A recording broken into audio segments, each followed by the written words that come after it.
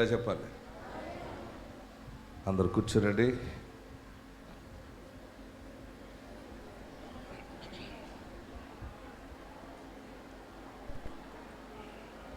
రెండు చేతులు జోడించి నమస్కరించి మీ కుడి వైపున వారి వైపు చూచి, నా మంచి యేసయ్య నిన్ను దీవించునుగాక అని నవ్వుతూ చెప్పండి. మరలా రెండు చేతులు జోడించి నమస్కరించి ఎడమ వైపున వారి వైపు చూచి, నా మంచి యేసయ్య నిన్ను దీవించునుగాక అని చెప్పండి. పరిశుద్ధాత్మ దేవుడు మీకు తోడై ఉండునుగాక.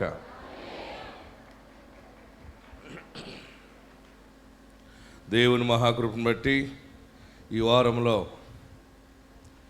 సోమవారం టీవీ స్టేషన్కి వెళ్ళి మీ అందరి ఇళ్ళకి వాగ్దానాల కొరకు వాక్యాన్ని బోధించి బయలుదేరి మరలా మంగళవారం ఏలూరు రావటం జరిగింది. ఏలూరులో దేవుడు అద్భుతమైన కార్యాలు జరిగిస్తూ ఉన్నారు. ఏలూరు పట్టణానికి బహుజన సమూహము మీరు స్క్రీన్ మీద చూడొచ్చు. ఎన్నో వేల మంది ప్రజలు ఏలూరు పట్టణానికి పరిశుద్ధ ఆత్మ ఆశీర్వాదం కొరకు ప్రజలు రావటం, ఆశీర్వదించబడటం, వారందరి కొరకు ప్రార్థన చేసి దీవించి ఏది ఎక్కడ ప్రకటిస్తున్నామో అక్కడ దేవుడు దానిని స్థిరపరుస్తూ ఉన్నాడు. ఆమేన్. మరి ఏలూరు పట్టణానికి వచ్చినటువంటి ప్రజల కొరకు ప్రార్థన చేసిన తర్వాత మళ్ళీ అక్కడ నుండి బుధవారం రాజమండ్రి పరిసర ప్రాంతంలో ఉన్న ప్రజలందరినీ కూడా దేవుడు తోడుకొని వచ్చాడు. అక్కడ కూడా చాలా అద్భుతమైన కార్యాలు, బహుజన సమూహాన్ని దేవుడు ఒక ప్రత్యేకమైన అభిషేకం యొక్క విలువ ప్రజలందరూ తెలుసుకునే రీతిలో దేవుడే ప్రత్యేకంగా బిడ్డల్ని తోడుకొచ్చి దీవిస్తూ ఉన్నాడు. ఆమేన్. బుధవారం మరి రాజమండ్రిలో ఘనముగా సేవ జరిగించి గురువారం నిన్నటి దినమందు విశాఖపట్నం వెళ్ళి అక్కడ సేవ నడిపించడానికి ప్రభు కృప చూపించారు. విశాఖపట్నం నుండి డైరెక్ట్గా మీ దగ్గరికి వచ్చి రావటానికి దేవుడు సమయం ఇచ్చాడు. ఈ నెల మిమ్మల్ని దేవుడు సమృద్ధిగా దీవించునుగాక, సమృద్ధిగా మీకు ప్రాణమునకు నెమ్మది కలగజేయునుగాక, ఆత్మ సంబంధమైన నడిపింపు మీకు కలుగునుగాక. మరి మన ప్రార్థన శక్తిలో ప్రార్థన చేసిన రీతిగా 7,600 మందికి పైగా దేవుడు గర్భఫలాలు ఇచ్చాడు. ఎంతమందికి ఇచ్చాడు? 7,600 మందికి పైగానే దేవుడు గర్భఫలాలు ఇచ్చాడు. ఇంకా కొన్ని కౌంట్ చేస్తూ ఉన్నాం. బహుశా మరి 8,000కి దేవుడు తొందరలో మన పరిచర్య నడిపించబోతావు. 16 సంవత్సరాలకి పెళ్ళైన 16 సంవత్సరాలకి గర్భఫలం వచ్చిందని సాక్ష్యం చెప్పారు. ఆ సాక్ష్యాన్ని చూద్దాం. వందనాలు, నా కోట్లాది వందనాలు, స్తుతులు, స్తోత్రాలు. ఇస్సాక్ పాస్టర్ గారికి నా కోట్లాది వందనాలు. నా పేరు మౌనిక, మాది కొవ్వూరు మండలం. నాకు పెళ్ళై 16 సంవత్సరాలు అయింది. నాకు గర్భఫలం లేదు. నేను ఎన్నో హాస్పిటల్ తిరిగేదాన్ని, ఎన్నో మందులు, ఎన్నో ఉపవాసాలు చేసేదాన్ని. అయినప్పటికీ నాకు ఫలితం లేకుండా పోయింది. మా చిన్నత్తయ్య గారు నన్ను ఇస్సాక్ పాస్టర్ గారి దగ్గరికి ఏడు నెలలు వెళ్తే ఖచ్చితంగా పిల్లలు పుడతారంట అని చెప్పారు. చెప్తే నేను ఇష్టం లేకుండానే వచ్చాను ఇక్కడికి. నాకు దేవుడి నమ్మ కూడా ఇష్టం లేదు, అయినా వచ్చాను నేను. కానీ ఇక్కడికి వచ్చిన తర్వాత ఇస్సాక్ పాస్టర్ గారు చెప్పే మాటలు, ఆయన దేవుడి గురించి చెప్పే వాక్యం అవన్నీ నేను విని నాకు చాలా నమ్మకం, చాలా ప్రేమ కలిగినాయి దేవుడి మీద కలిగి నేను కంటిన్యూగా అలా వచ్చేదాన్ని. 7 నెలలు అయిపోయినాయి అని చెప్పేసి మా అత్తయ్య గారు వాళ్ళు మానే అన్నారు. మానే అంటే నేను ఇప్పుడే దేవుడిని నమ్ముకుంటున్నాను, దేవుళ్ళు ఉంటుంటే వీళ్ళు ఇప్పుడు మానేయమంటున్నారని నాకు చాలా బాధ వేసి నేను కన్నీటి ప్రార్థన చేసుకున్నాను. దేవా, నువ్వే ఎలా అయినా సరే మా అత్తయ్య గారు మనసు మార్చి నేను ఇవన్నీ ప్రార్థనలో ఉండేలాగా చేయదేవా అని నేను ప్రార్థన చేసుకుంటే ఆ నెక్స్ట్ డేనే మా అత్తయ్య గారు సర్లే 1 సంవత్సరం వెళ్ళు చూద్దాము అనేసి అన్నారు. నేను అలానే వచ్చేదాన్ని ప్రేయర్కి వచ్చి టీవీలో యూట్యూబ్లో వాక్యం కూడా వింటూ ఉండేదాన్ని డైలీ. దేవాతి దేవుడు దయ వల్ల నాకు ఏప్రిల్ 20వ తారీఖున నేను కన్సీవ్ అయ్యానని దేవాతి దేవుడు నాకు చెప్పి, ఆయన కృప వల్ల నేను కన్సీవ్ అయ్యానని చెప్పి నాకు తెలిసింది. డిసెంబర్ 10వ తారీఖున నాకు ఈ అబ్బాయి ఈడు పుట్టాడు. అయితే పుట్టిన వెంటనే నేను ఒకసారి ఆపరేషన్ బెడ్ మీద ఉండగా చూశాను అంతే. మళ్ళీ నన్ను వీడిని హాస్పిటల్లో పెట్టేశారు, ఆక్సిజన్ సరిగ్గా తీసుకోవట్లేదని. నేనైతే చాలా ఏడ్చేదాన్ని. ఏంటి ఇన్ని సంవత్సరాలకు పుట్టాడు వీడు, ఇలా జరిగింది నాకు అని చెప్పేసి చాలా ఏడ్చేదాన్ని. అలాగే కన్నీటి ప్రార్థన చేసుకునేదాన్ని. చేసుకుంటుంటే నెక్స్ట్ మంగళవారం పుట్టాడు, బుధవారం ఇక్కడ ప్రార్థన జరిగింది. మా నాన్నగారిని ప్రార్థనా తైలం తీసుకురమ్మని చెప్పి పంపించాను. ఆ ప్రార్థనా తైలం డైలీ 7 సిలువలు వీడికి హాస్పిటల్లో ఉండగానే ఆ బాక్స్లో ఉండగానే వీడికి వేసేదాన్ని. నేను వేసి అలాగని ఉంచితే డిసెంబర్ 25వ తారీఖున దేవుడు పుట్టాడని మనం చెప్పుకునే క్రిస్మస్ రోజునే దేవాతి దేవుడు నాకు నా బిడ్డను స్వస్థపరిచి నేను నా బిడ్డ క్షేమంగా ఇంటికి వెళ్ళడానికి దయ చూపించాడు, కృప చూపించాడు. దేవాతి దేవుడు కోట్లాది వందనాలు, స్తుతులు, స్తోత్రాలు. ఇస్సాక్ పాస్టర్ గారికి నేను జీవితాంతం రుణపడి ఉంటాను. ఆయనకు కోట్లాది వందనాలు. ఈ చిన్న సాక్ష్యం దేవుడు దీవించిన గాక. హల్లెలూయా. గట్టిగా హల్లెలూయా చెప్పండి. 7 తైలాభిషేక ప్రార్థనల యొక్క విశ్వాసం. ఆమెన్. 7 అని ఉందా బైబిల్లో? 7 వెళ్ళమని ఉందా? రకరకాలుగా ప్రశ్నలు రావచ్చు. 7 సమయాలు రావటం వల్ల ఏంటంటే 7 తైలాభిషేక ప్రార్థనలకి 7 రకాల ప్రసంగాలు, వాగ్దానాలు మనకు వస్తాయి. తర్వాత 7 ప్రార్థనలలో గొప్ప సాక్ష్యాలు, ఒక్కొక్క ప్రార్థనలో 2-3 బలమైన సాక్ష్యాలు నీ వినుట వలన నీకు విశ్వాసము కలుగుతుంది. దేవుడు వారికి చేసాడు కదా, నాకు చేస్తాడని నీకు నమ్మకం కలుగుతుంది. నీ నమ్మకము, విశ్వాసము పరిపక్వత చెందినప్పుడు, దేవుని ఆత్మకు అది కనెక్ట్ అయినప్పుడు వెంటనే నీ పట్ల క్రియ జరుగుతుంది. అందుకని 7 తైలాభిషేక ప్రార్థనలకి రావాలనేది తెలియపరుస్తూ ఉంటాను. మరొక సాక్ష్యం చూద్దాం. మరి వైజాగ్లో ఒక సహోదరి క్యాన్సర్ గడ్డలు వచ్చినాయని చాలా బాధపడింది. రిపోర్ట్లో అన్నీ కూడా ఇలాగా క్యాన్సర్ గడ్డలు ఉన్నాయని ఏడుస్తూ తైలాభిషేక ప్రార్థనకు వస్తే దేవుడు మనకిచ్చినటువంటి వరమును బట్టి మనం ప్రార్థన చేసాం. దేవుడు ఆ బిడ్డని సంపూర్ణంగా గడ్డలు కరిగిపోయేలా దేవుడు చేశాడు. ఆ సాక్ష్యాన్ని విందామా? అందరికీ నా వందనాలు. పాస్టర్ గారికి ప్రత్యేక వందనాలు తెలియజేస్తున్నాను. మాది వైజాగ్. నా పేరు సునీత. నాకు 3 సంవత్సరాల క్రితము థైరాయిడ్ క్యాన్సర్ వచ్చింది. అయితే అప్పుడు అయ్యగారికి మా అమ్మ గుంటూరులో చెప్పి ప్రేయర్ చేయించుకున్నారు. ప్రేయర్ చేయించుకున్నప్పుడు దేవుడు తీసేస్తాడమ్మా, అదేం ఉండదు అని అన్నారు పాస్టర్ గారు. అప్పుడు మా అమ్మ నాకు ఫోన్ చేసి దేవుడు ఇలా చెప్పారమ్మా పాస్టర్ గారి ద్వారా, నువ్వేం కంగారు పడొద్దు అని అన్నారు. తర్వాత నాకు ఆపరేషన్ అయినాక మళ్ళీ ఆపరేషన్ చేసిన 1 ఇయర్కే మళ్ళీ ఆపరేషన్ చేసిన వైపే గడ్డలు వచ్చినాయి. అయితే మళ్ళీ గడ్డలు వచ్చినాయి అని చెప్పేసి ఇక్కడ వైజాగ్లోనే పాస్టర్ గారు నెలలు ఎక్కడ పెడుతున్నారని తెలిసి ఇక్కడికి వచ్చాను. వచ్చి ప్రతి నెల అయ్యగారి చేత ప్రేయర్ చేయించుకుంటున్నాను. నాకు వాయిస్ అయితే, గొంతు అయితే రాలేదు, కానీ నేను చెప్పలేక పాస్టర్ గారికి సైగ చేసేదాన్ని. ఇలాగా గడ్డలు ఉన్నాయి అని సైగ చేస్తే అయ్యగారు నన్ను ముట్టుకొని నోట్లో ఆయిల్ వేసి చేయి పెట్టి ప్రేయర్ చేసేవాళ్ళు. తర్వాత స్కానింగ్ తీయించుకోవడానికి వెళ్ళినప్పుడు ఆ గడ్డలు పెరుగుతున్నాయి అని అన్నారు. మళ్ళీ 2వ నెల వచ్చి మళ్ళీ స్కానింగ్ తీయించుకొని మళ్ళీ పాస్టర్ గారి చేత ప్రేయర్ చేయించుకొని మళ్ళీ స్కానింగ్ కోసం వెళ్ళాను. వెళ్ళినప్పుడు అక్కడ రిపోర్ట్స్లో ఏమొచ్చినాయి అంటే ఆ గడ్డలు, పెరిగిన గడ్డలు సైజు తగ్గినాయి అని చెప్పేసి రిపోర్ట్లో వచ్చింది. అందుకు దేవుడి నామానికి నా హృదయపూర్వకంగా కృతజ్ఞతాస్తుతులు చెల్లిస్తూ ఉన్నాను. దేవుడు చాలా అద్భుతం చేశాడు. మళ్ళీ ఆ గడ్డలు ఎక్కడ క్యాన్సర్ కిందకి వెళ్తాయేమని చాలా కంగారు పడ్డాను. మా అమ్మ వాళ్ళు కూడా చాలా ప్రేయర్ చేశారు. నా కుటుంబం అంతా కలిసి దేవునితో ప్రార్థన చేసినప్పుడు దేవుడు అద్భుతరీతంగా ఆ గడ్డల, క్యాన్సర్ గడ్డలు కాకుండా ఆ గడ్డలు కరిగిపోయేటట్టు దేవుడు సహాయం చేశారు. అందుకు ప్రత్యేకంగా నా అయ్యగారికి ప్రభువుని స్తుతిద్దాం. హల్లెలూయా. గట్టిగా హల్లెలూయా చెప్పండి. మరణము తప్పించుట యెహోవా వశము, ఏ తెగులు నీ గుడారమును సమీపించదు. మీరు తొందరపడిపోకండి. ఏదైనా గడ్డలు వచ్చినా ఏమొచ్చినా, మొన్న ఒక పెద్ద డాక్టర్ నాకు చెప్పింది ఏంటంటే, క్యాన్సర్ సంబంధించిన ఒక స్పెషలిస్టు, మంచి స్నేహితుడు నాతో మాట్లాడుతున్నాడు.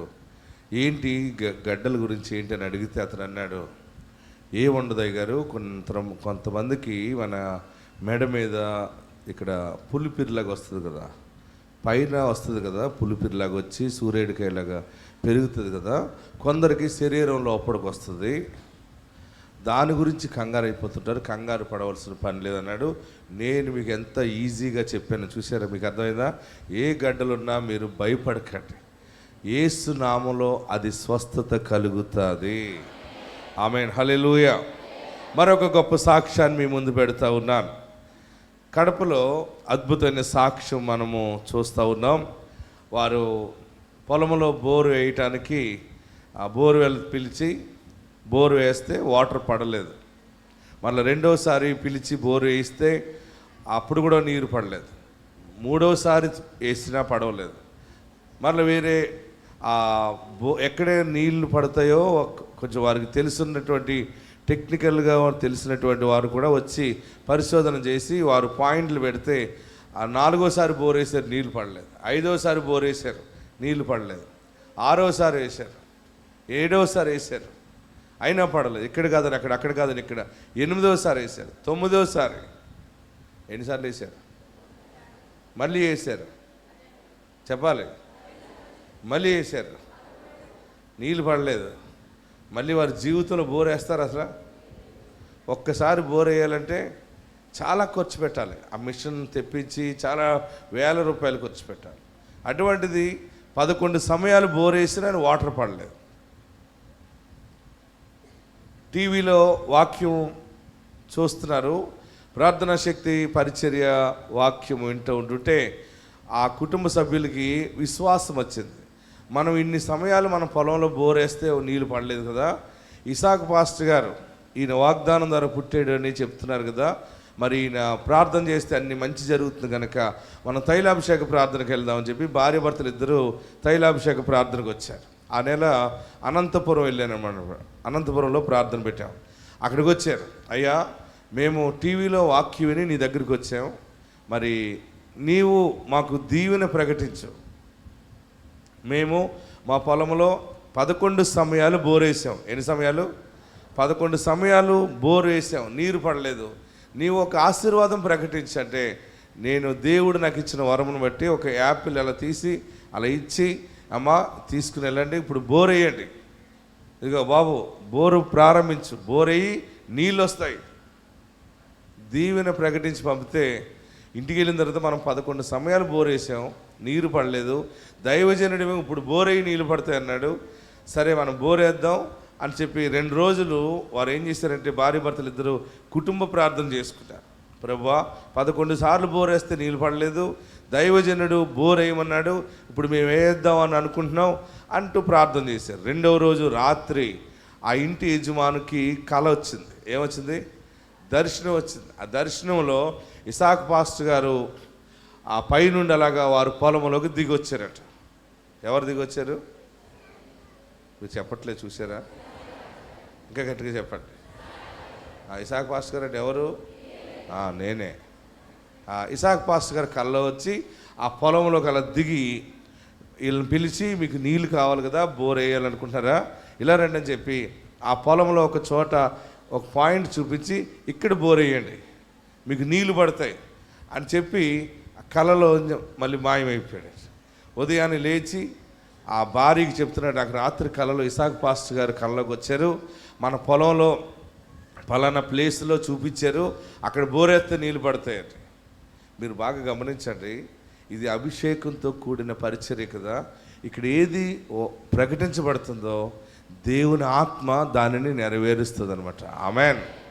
వెంటనే బోర్వెల్ పిలిచి 2-3 రోజుల్లో బోర్ వేసే వాళ్ళని తీసుకొచ్చి దర్శనములో దైవజనుడు ఎక్కడ చూపించాడో అని అనుకున్నారు. అక్కడే బోర్ వేస్తే వారు చూడండి, వీడియో కూడా తీసుకొచ్చారు.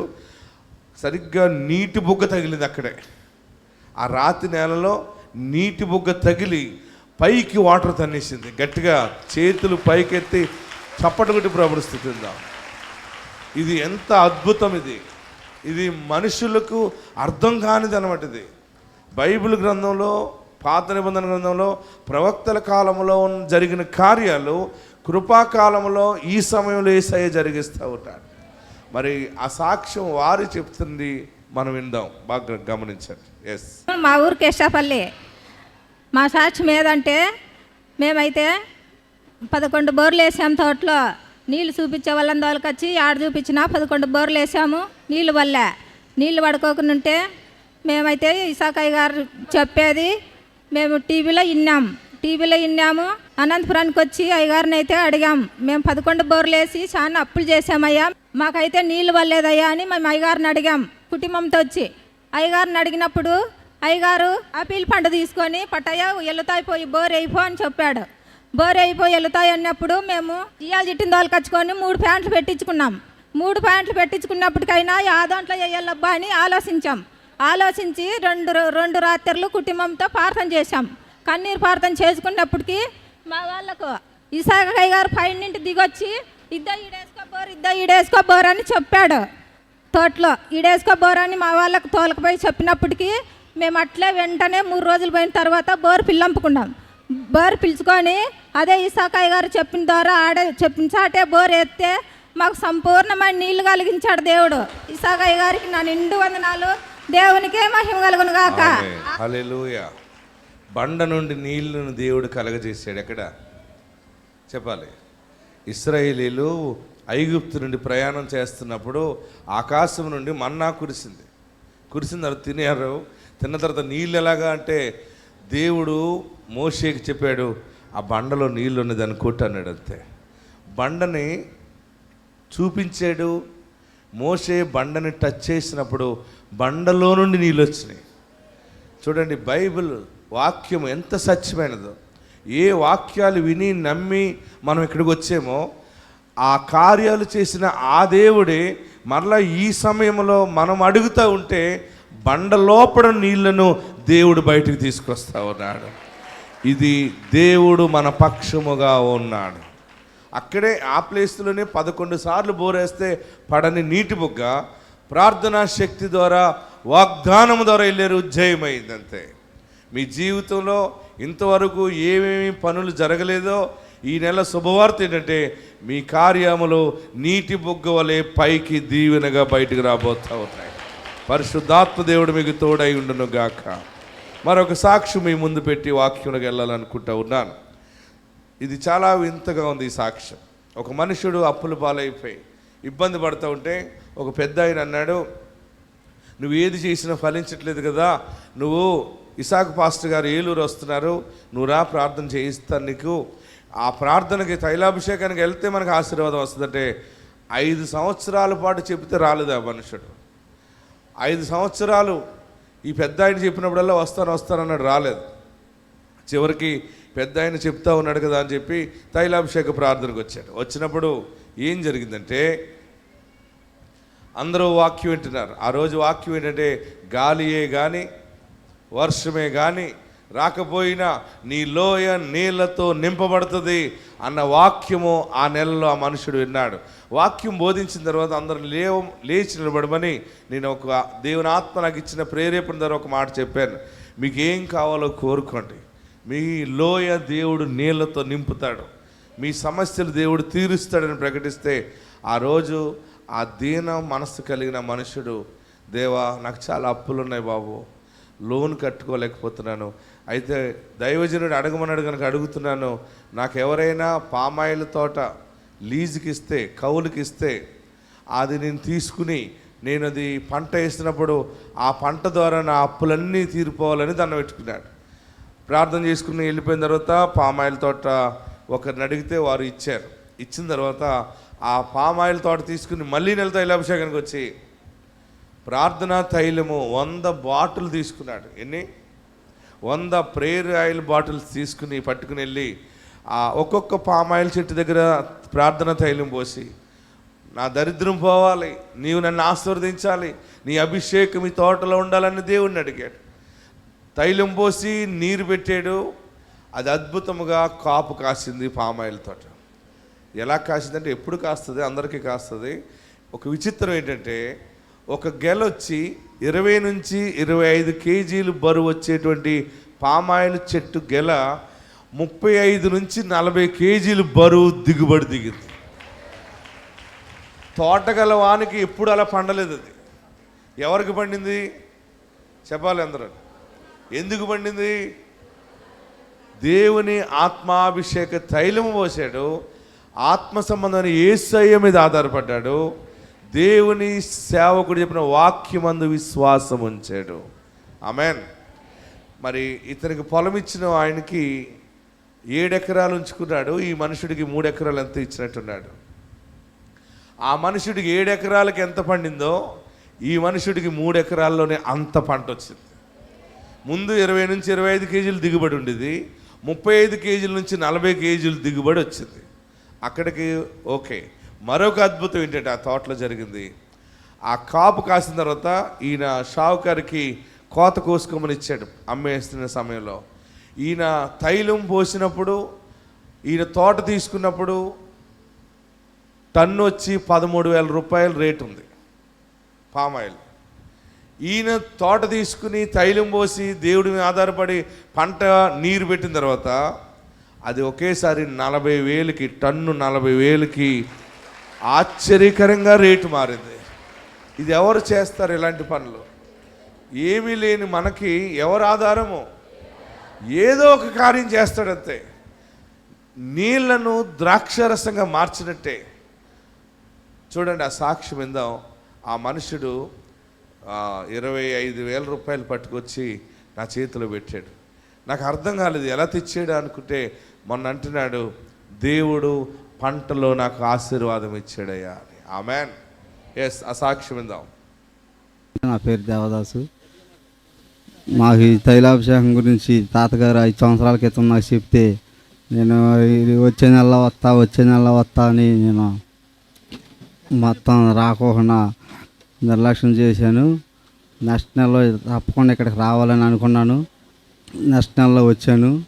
నాకు కొంచెం బాగా ఇల్లు కట్టుకోవటానికి బయట అప్పులు తెచ్చి బాగా ఇబ్బందుల్లో ఉంటే ఇక్కడికి వచ్చినప్పుడు అయ్యగారు మీకు ఏం కావాలో ఏంటో కోరుకోండి అన్నాడు. కొంచెం నాకు అప్పుల రుణాలు ఉన్నాయి, తీరిపోవాలని కోరుకున్నాను.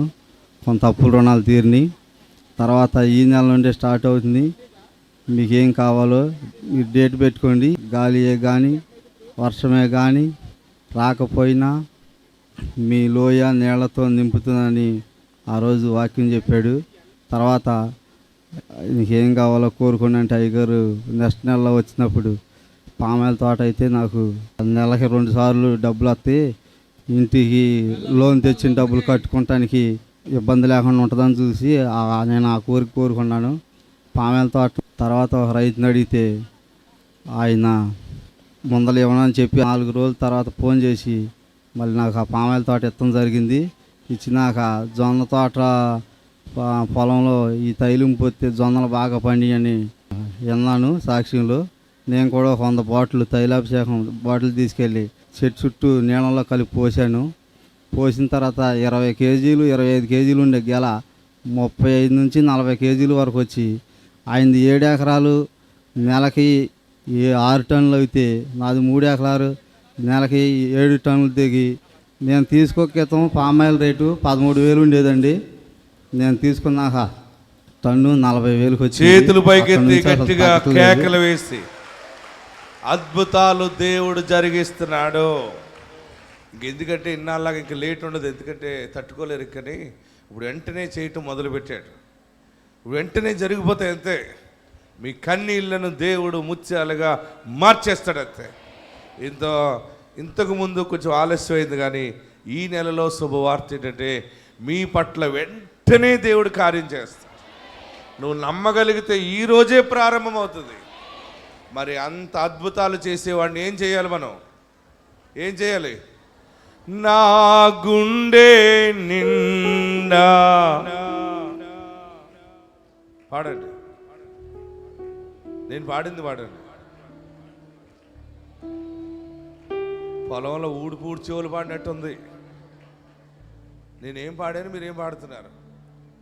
నా గుండె నిండా యేసు ఉంటే పాడండి.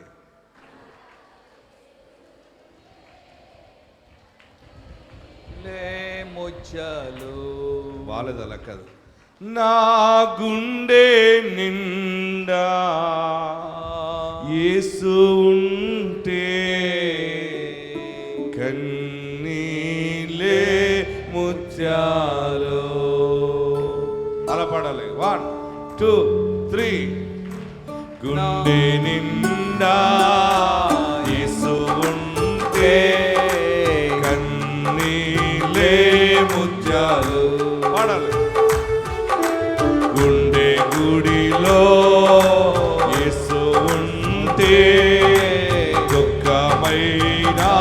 సంతోషం నా గుండె నిండా యేసు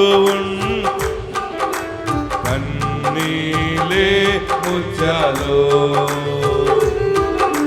లోక స్నేహం వెలివేసిన శోకంలో ముంచి వేసిన నువ్వే నా చెలివే నా హృదయం చెప్పేదొక్కటే గుండె నిండా నువ్వే గుండె నిండా నువ్వే నా గుండె నిండా నువ్వే నిండా నువ్వే.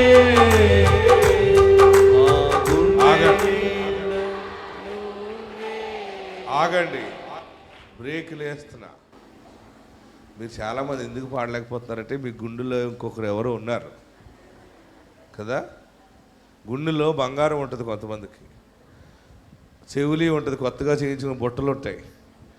ఈ పంట ధాన్యం వచ్చింది అక్కడ పెట్టాడు, మా ఆయన కానీ పట్టుకుపోతాడేమో దేవా, ఏసు దేవా ఆ మనుషుడిని మరుపు చేయగలరు బాబు, ఏదో ప్రార్థన చేస్తూ పంట మీద, బంగారం మీద, గేదె పాలు మీద, చీటీల మీద, డ్వాక్రా గ్రూప్ ఎలాగైనా ఈసారి దేవా 4 రూపాయలు వడ్డీకి ఇచ్చి ఇలా చేయి బాబు, నేను ఎవరికైనా 4 రూపాయలకి ఇవ్వాలి, ఆ వడ్డీ తెచ్చి డ్వాక్రా కట్టేయాలి. దీని మీదే ఉంటుంది మీ గుండె నిండా. అసలు గుండెలో ఎవరు ఉండాలి? కొంతమందికి ప్రేమికుడు ఉంటాడు, కొంతమందికి ప్రేమికురాలు ఉంటుంది. ఏ వండినా అడిగి పెట్టాలనిపిస్తుంది, ఏమి ఉన్నా దానికి ఇచ్చేయాలనిపిస్తుంది. కానీ నీ గుండెలో ఎవరు ఉండాలంటే, నిజం చెప్పండి, అబద్ధం ఆడుకోండి, యేసయ్యే నా గుండెలో ఉండాలన్న వాళ్ళు మీ కుడి చేయి పైకి ఎత్తి చెప్పండి. అన్నీ మర్చిపోవాలి మరి, ఓకేనా? ఇప్పుడు 2 చేతులు పైకి ఎత్తండి. నా గుండె నిండా యేసు ఉంటే, చప్పటి కొట్టి పాడదాం. కన్నీలే ముత్యాలు గుండె గుడిలో యేసు ఉంటే దుఃఖమైన సంతోషం పాడదాం. ఊపిరంతా శాపమైన గాలి గెలిచేసిన నువ్వే నా చెలివే, జాలి లేని ఇళ్ళలో నా నువ్వే నా కలివే, గుండె నిండా నువ్వే యేసయ్యా, నా గుండె నిండా నువ్వే, గుండె నిండా నువ్వే, నా గుండె నిండా నువ్వే, గుండె నిండా యేసు ఉంటే కన్నీలే ముత్యాలు చిరకాలం నీ ఒడిలో ఉండాలని ఆశ. మరల పడదాం. చిరకాలం నీ ఒడిలో ఉండాలని ఆశ, చెమ్మగిల్లే కళ్ళతోనే పాడుతున్నా గీతం, గుండె నిండా నువ్వే, నా గుండె నిండా నువ్వే, గుండె నిండా నువ్వే, నా గుండె నిండా నువ్వే, గుండె నిండా యేసు ఉంటే కన్నీలే ముత్యాలు. యేసయ్య మీ పాడి పంటలు దీవించునుగాక.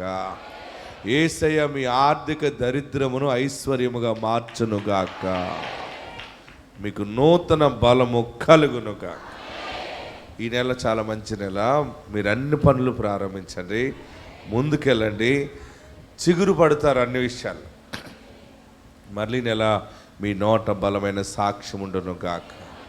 వాక్య భాగాలకు వెళ్దాం. పరిశుద్ధ గ్రంథాన్ని మనం ధ్యానం చేసుకుందాం. పరిశుద్ధ గ్రంథంలో మనం చూస్తున్నప్పుడు బలమైన మాటను దేవుడు మనకు అనుగ్రహిస్తూ ఉన్నారు. లేవియకాండం 26వ అధ్యాయము 9వ వచనం ద్వారా 10వ వచనం ద్వారా ప్రభు మనతో మాట్లాడుతూ ఉన్నారు. పరిశుద్ధ గ్రంథాలు ఎంతమంది దగ్గర ఉన్నాయి చూపించండి. బైబిల్ ఎంతమంది దగ్గర ఉన్నాయి? ఎస్. లేని వారు కూడా తీసుకోనండి. అందరి దగ్గర పరిశుద్ధ గ్రంథాన్ని పెట్టుకోండి. లేవియకాండం 26వ అధ్యాయము 9-10 వచనాలు చదువుకుందాం. నేను 3 అంకెలు చదివినప్పుడు అందరూ చదవాలి. స్టడీ 1, 2, 3 గట్టిగా చదవాలి. ఏలయనగా, నాతో చదవండి. ఏలయనగా నేను మిమ్మల్ని కటాక్షించి మీకు సంతానమిచ్చి మిమ్మల్ని విస్తరింపజేసి నేను మీతో చేసిన నిబంధనను స్థాపించదను. మీరు చాలా కాలము నిలువై ఉన్న పాతగిలిన ధాన్యమును తినెదరు. కొత్తది వచ్చినను పాతది మిగిలియుండును. ఎంత గొప్ప దీవెన ఈ దినాన్ని దేవుడు మనకు ప్రకటించాడు. పరిశుద్ధాత్మ దేవునికి మహిమ కలుగును గాక. పరిశుద్ధాత్మ దేవుడు మీకు ఇస్తున్న మాట ఏంటంటే, మిమ్మల్ని కటాక్షిస్తున్నాడు, మీ కుటుంబాల్లో సంతాన అభివృద్ధి కలుగజేస్తున్నాడు, తర్వాత మీ సంతానమును విస్తరింపచేస్తాడు. హల్లెలూయా చెప్పండి. పిల్లలు లేరని అనుకుంటున్నావు కదా, బిడ్డలు నీ గర్భం నుండి రావటం నువ్వు అనుభవిస్తావు. నీ బిడ్డ గర్భవతి అవ్వటం నువ్వు విని సంతోషిస్తావు. నీ మనవలను ఎత్తుకుంటావు. నీ పిల్లలను నీవు ముద్దాడుతావు, చూస్తావు. నేను బ్రతుకుంటానా, నేను చనిపోతానేమో, నేను ఇంకా మనవలను చూడలేదు, ఆ మనవలను చూడలేదు, వీళ్ళని చూడలేదు, చూసి ఏం చేస్తావు? మన ఒక కోడలు అలాగే అందట, చూసి ఏం చేస్తావు అందట. చూద్దాం అనుకుంటున్నానే అందట, చూసి ఏం చేస్తావు? ఎప్పుడైనా కోడలు అత్తగారిని అంటుందన్నమాట, ఎప్పుడైనా నన్ను చూడాలని అనుకున్నావా? ఏమున్నా, గాజున్నా గవ్వున్నా కూతురికే కదా నువ్వు పెట్టేది, నా బిడ్డగాను పెడతావా అందట. అలా కాదే, చూద్దాం అనుకుంటున్నాను, అదే చూసి ఏం చేస్తావు? కొంతమంది అలాగే దెబ్బలాడి కోడలు ఉంటారు. అలాంటి వాళ్ళు ఎక్కడుంటే హల్లెలూయా చెప్పండి. అది ఉన్నారా? కొందరు అనుకుంటారు ఈ బిడ్డను చూడాలి, మనవరాలను చూడాలి, మనవడిని చూడాలి. చూసిన తర్వాత మళ్ళీ ఇంకో కొత్త ఆశయం వస్తుంటే, ఈ మనవరాలు ఎప్పుడు పెద్ద మనిషి అవుతుందో, ఎప్పుడు మెచ్యూర్ అవుతుందో. ఒక్కసారి అలాగా ఆ కుర్చీలో కూర్చుని ఏంటి ఇక్కడ నుంచి ఏదో వేస్తారు తాడు, పాపిడి బట్టు అన్నీ పెట్టుకుని ఆ మనవరాలను చూడాలని ఉందమంట. పోన్లేని దేవుడు ఆయుష్ పెంచి అంతవరకు ఉంచాడు అనుకోండి. ఈ ఘట్టాన్ని అక్షంతలు వేసాక ఏమంటుంది? పెద్ద కొడుకు బిడ్డకిచ్చితే ఎంత బాగుంటుంది. దీన్ని నా ఎదురుగుండా మీరు మాట్లాడుకుని ఒక మాట అనేసుకోండి. కూతురు బిడ్డకిచ్చి పెళ్లి చేయి, లేదా కొడుకు బిడ్డకిచ్చి పెళ్లి చేయి. దేవా, అవసరమైతే ఈ పెళ్ళి కూడా చూసేలా నాకు ఆయుష్ పెంచు. ఎప్పుడైనా తరుగుతుందా కోరిక? అయితే ఈ దినము దేవుడు ఇస్తున్న మాట ఏంటంటే, నువ్వు చూస్తావు, నీ పిల్లల శుభకార్యాలు కూడా చూస్తావు. అంటే నువ్వు చావవు. ఏంటి? ఆయుష్ ఉంది, ఆరోగ్యం ఉంది, ఏ తెగులు నీ సంతోషాన్ని ఆటంకపరచలేదు. ఆమెన్. ఏలయనగా నేను మిమ్మను కటాక్షించి మీకు సంతానమిచ్చి మిమ్మను విస్తరింపచేస్తాను. మళ్ళీ ఆ పిల్లలకి పిల్లల్ని ఇస్తాడు. తర్వాత గొప్ప నిబంధనను దేవుడు స్థాపిస్తున్నాడు. దేవుడు మీ కుటుంబంలో గొప్ప కార్యము చేస్తారని మాట ఇచ్చాడు కనుక నెరవేర్చి దానిని స్థాపిస్తాడు. నిజంగా పుడతారా ఏమో, పుడితే ఎప్పుడో పుట్టాలి, ఇప్పుడు పుట్టట్లేదు. ఇంకా డాక్టర్ కూడా చెప్పాడు, నా భర్తలో ఏదో ప్రాబ్లం ఉందంట, నాలో ఏదో ప్రాబ్లం ఉందంట, ఇంకా మెడిసిన్ కూడా పనిచేయదంట. ఎవరినైనా పెంచుకోమన్నారు. అని బాధపడుతున్నావేమో. లేదు లేదు, దేవుడు 100% నీకు బిడ్డల్ని ఇస్తాడు. దేవుడు నీ కుటుంబంలో గర్భఫలం ఇస్తాడు, స్వాస్థ్యం ఇస్తాడు. కుమారులను యెహోవా అనుగ్రహించు స్వాస్థ్యం. ఆమేన్. మనకు దేవుడు తప్పక గర్భఫలం ఇచ్చి స్థిరపరుస్తాడు. నీ బిడ్డలకి ఎలాంటి ఆశీర్వాదం ఇస్తాడంటే ఈ నెల నుండి అక్కడ రాశాడు, చదవండి 10వ వచనం. మీరు చాలా కాలము నిలువై ఉన్న పాతగిలిన ధాన్యమును తినేదరు, కొత్తది వచ్చినను పాతది మిగిలి ఉండును. ఆమేన్. ఇక మీదట ఆశీర్వాదం ఎలా ఉంటుందంటే పాత ధాన్యాన్ని తింటారు. ఆశీర్వాదం అనమాట అది. పాత ధాన్యం తినాలంటే వారు కొంచెం గొప్పవారుగానే ఉండాలి. పాత ధాన్యం లేని వారు ఏం చేస్తారంటే, పేదవాళ్ళు ఏం చేస్తారంటే ఎప్పటికప్పుడు తెచ్చుకున్నటువంటి ధాన్యమే, పనికెళ్ళిన ధాన్యమే అది ఉడకబెట్టుకుని తింటారు, దాన్ని ఆడించుకుని తింటారు. కొత్త బియ్యం తినడం వల్ల కడుపుని పట్టుకుంటుంది. కొత్త ధాన్యం తిన్న వారికి చాలా ఆరోగ్య సమస్యలు తలెత్తుతాయని పూర్వం పెద్దలు ఏం చేసేవారంటే ముందు సంవత్సరం ధాన్యము పెద్ద గాదిలో పోసేవారు. ఎందులో పోస్తారు? గాదిలో పోసి ఒక సంవత్సరంన్నర పాటు అది మగ్గుతుంది అనమాట. దాని గొప్ప ఔషధముగా, మెడిసిన్గా తయారవుతుంది. బాగా గమనించండి, మీకు అర్థం అవ్వాలని చెప్తున్నాను. డెలివరీ అయిన తర్వాత బిడ్డ పుట్టిన వెంటనే ఆ బాలింతకి పెట్టే భోజనము పాత బెల్లం, పాత బియ్యం, ఇవన్నీ ఎందుకంటే ఆ బలహీన పడిపోయిన బిడ్డ తొందరగా బలం పొందుకోవాలి. ఎందుకంటే ఆ బిడ్డను కన్నది కనుక ఆ తల్లి శరీరంలో ఉన్నటువంటి బలమంతా శిశువుగా బయటకు వచ్చేసింది కనుక ఆమె మళ్ళీ వెంటనే రికవర్ అవ్వాలంటే పాత బియ్యము, పాత బెల్లము పెట్టాలని పెద్దలు కూడా ఎంతో పరిశోధన చేస్తారు. ప్రియులరా, పాత ధాన్యము తినటం వల్ల ఏమవుతుందంటే ఆరోగ్యము కలుగుతుంది. పాత ధాన్యం తినటం ఏంటంటే మీ జీవితంలో సమృద్ధికి సూచనగా ఉన్నది. ఈరోజు ఆశీర్వాదం ఏంటంటే పాతది మీరు ఇంకా అనుభవిస్తూ ఉండగానే కొత్తది వస్తుంది. కొత్తది వచ్చినప్పుడు కొత్తదాన్ని ముట్టుకోకుండా పాతది తింటూ ఉండగానే కొత్తది వస్తూనే ఉంటుంది, వచ్చింది వచ్చినట్టే ఉంటుంది. అంటే నీ జీవితంలో నిలువ నీవు చూస్తావో, ఆశీర్వాదం చూస్తావో. ఇంకా ఎగ్జాంపుల్ మీకు చెప్పాలంటే, ఒక నెల జీతం వచ్చింది అనుకోండి, ఈ సంవత్సరం పంట పండింది అనుకోండి, ఇది తింటూ ఉండగానే దేవుడు మరలా నీకు ఇంకొక జీతం ఇస్తాడు. ఒక నెల జీతం వచ్చిందంటే, ఇప్పుడు ఎవరికైనా జాబ్ చేస్తున్నప్పుడు వచ్చిన జీతం 1-2 రోజుల్లో అయిపోతూ ఉంటాయి, 3 రోజుల్లో అయిపోతాయి. తెచ్చిన డబ్బులు వెంటనే అయిపోతాయి. క్యాష్ వస్తుంది, పాల బిల్లు కట్టాలి, నీళ్ళు బిల్లు కట్టాలి, ఇంటి బిల్లు కట్టాలి, హాస్పిటల్ కట్టాలి, డోక్రా కట్టాలి. ముందు ఏం కట్టాలి? కట్టకపోతే దాని ప్రెసిడెంట్ ఒకళ్ళు ఉంటారు, ఆ లేక మున్సిపల్ కమిషనర్లా ఫీల్ అయిపోతుంటారు. ఇలా నడుచుకుంటూ వచ్చేస్తుంది ఆమె.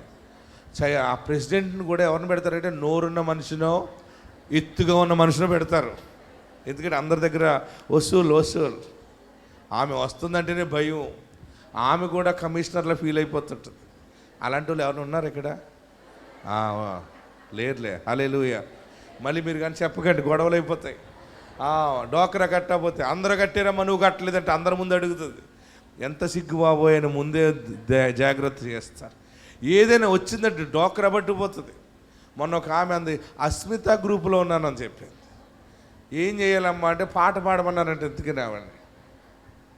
ఏం పాట పాడాలంటే, పాట పాడంటే ఏదో నడిపించిన అన్నావా పాడతానందట. అలా నడిపించిన అన్నావా, నడి సముద్రం పాట కాదమ్మా, నేను బాకీ తీసుకున్నాను మళ్ళీ జాగ్రత్తగా కడతాను అని పాడాలంట. ఏ గ్రూప్ అది? నెల కడతాను, నేను తప్పకుండా కడతాను, ఎక్కడికన్నా వెళ్ళిపోతే ఎవరికన్నా ఇచ్చి కడతాను అని పాడాలంటది. నాకు చెప్పి విన్నాను, అందుకే చెప్తూ ఉన్నాను. ఈ అస్మితలు, సుస్మితలు అన్నీ పోతాయి, దరిద్రం అంతే. హల్లెలూయా చెప్పండి.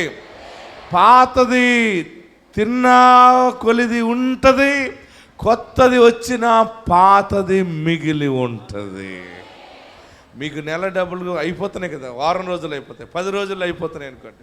అయ్యో మళ్ళీ నెలంతా ఎలా తినాలి, ఎలా బ్రతకాలి, ఎంత ఆదాయం సరిపోవట్లేదు అంటున్నావు కదా, ఇన్కమ్ సరిపోవట్లేదని ప్రార్థనలు ఏడుస్తున్నావు కదా.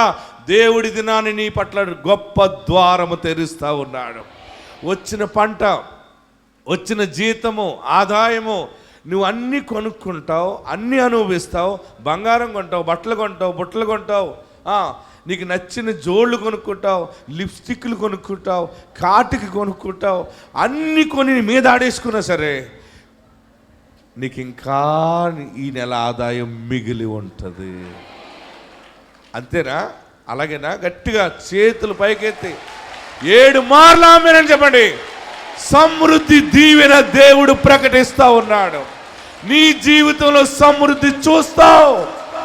ఎంత గొప్ప మాట అంటే, మీరు చాలా కాలము నిలువై ఉన్న పాతగిలిన ధాన్యమును తినెదరు, కొత్తది వచ్చినను పాతది మిగిలి ఉండును.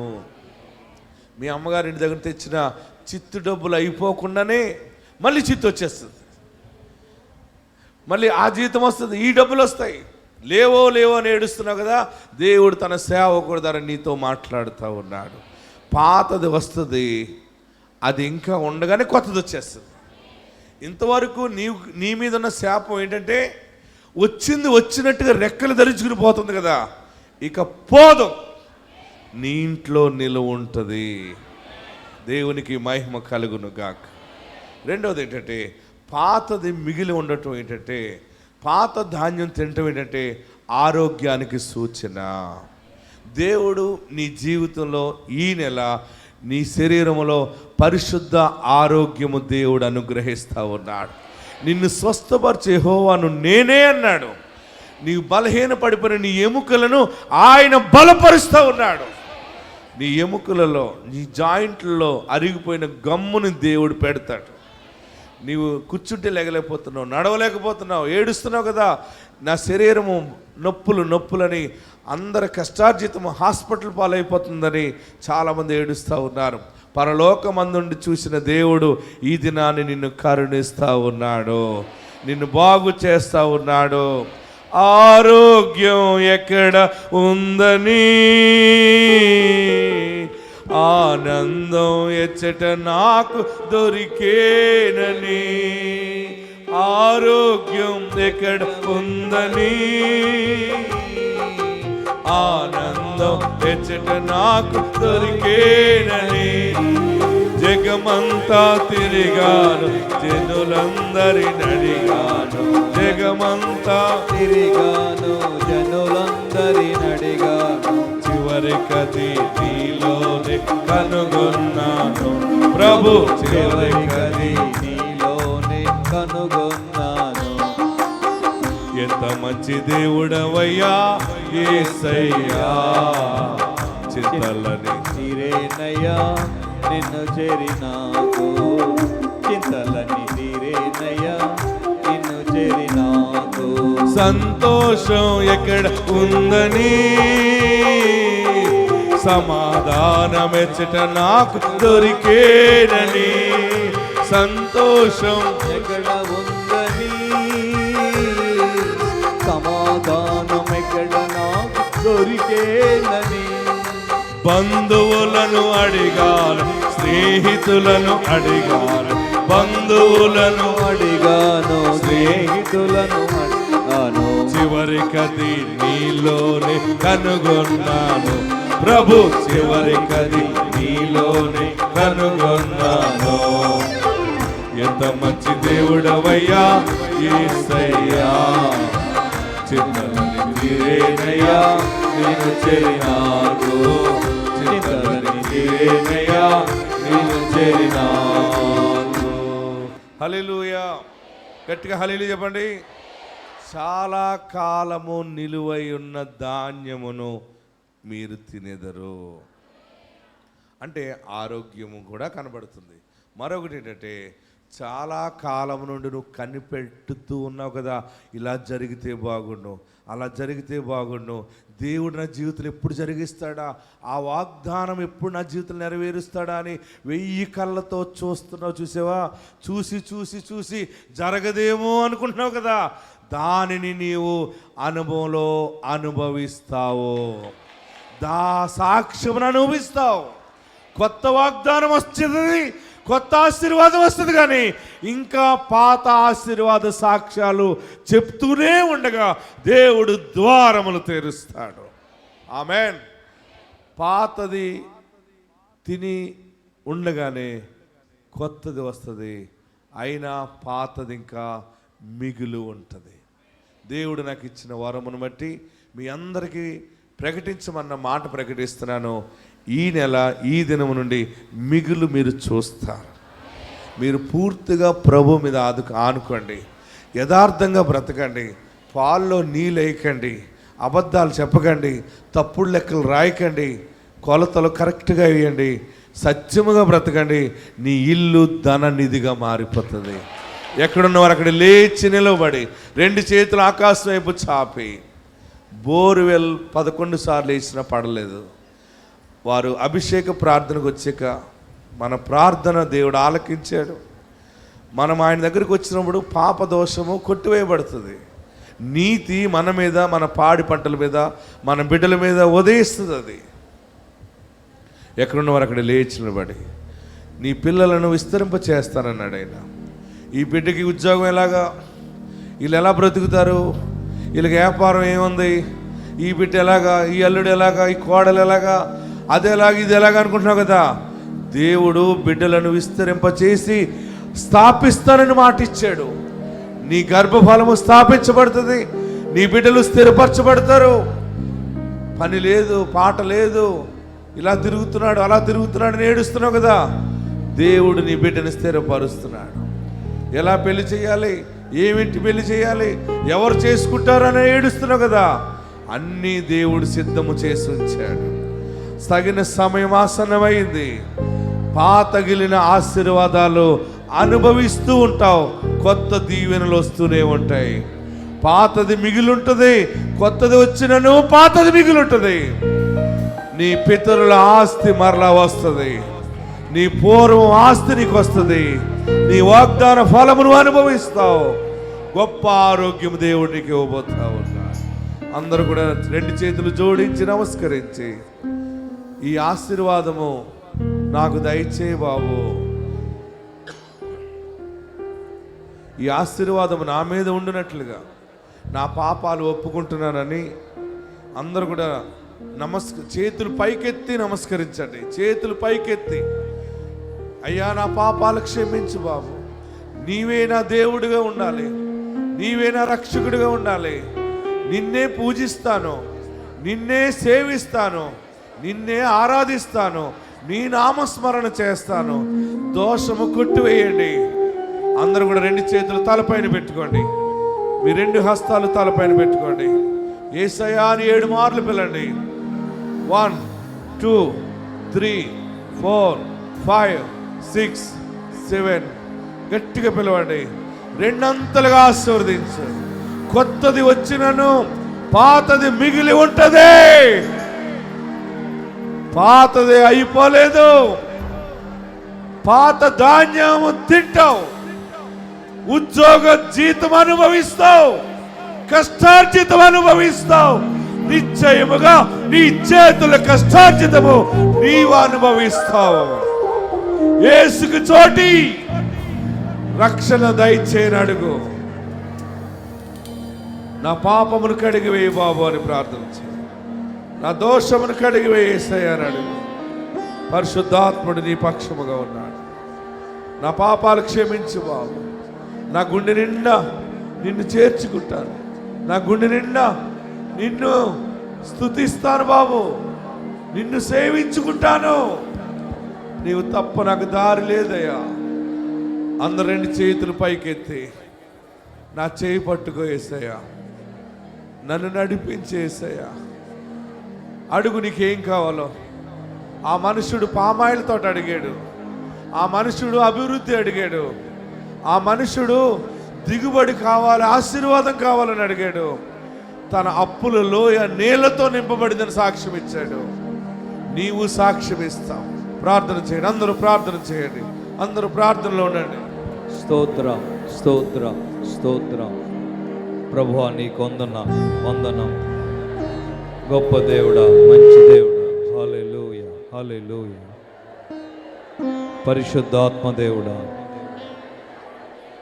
మీరిచ్చిన వర్తమానము గొప్పది నాయన. ప్రభువా నీకు స్తోత్రం. సర్వ సమృద్ధినిచ్చే దేవుడు నాయన. బిడ్డలెంతో ఆశతో ఎదురు చూస్తున్నారు. మీరిచ్చిన వర్తమానమును బట్టి నీకు స్తోత్రము చెల్లిస్తుంది. ఈ వాక్యము, ఈ వాగ్దాన వాక్యము ప్రతి ఒక్కరి జీవితంలో మీరు నెరవేర్చండి. ఓ తండ్రి నీకు స్తోత్రం. దేవాతి దేవుడు ఈరోజు నాతో మాట్లాడాడు అన్నవారు 2 చేతులు పైకెత్తి గట్టిగా దేవుణ్ణి గణపరచండి. చప్పట్లు కొడుతూ ప్రభువు నామాన్ని గొప్ప చేద్దాం. స్తోత్రం, స్తోత్రం.